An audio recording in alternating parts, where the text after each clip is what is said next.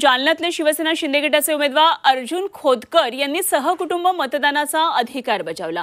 जालन्यामधल्या भाग्यनगर इथल्या संस्कार प्रबोधिनी शाळेमध्ये खोतकरांनी मतदान केलं आणि यावेळी जिल्ह्यातल्या महायुतीचे 5ही उमेदवार हे विजयी होणार। राज्यामध्ये पुन्हा महायुतीची सत्ता येईल असा दावा त्यांनी केला।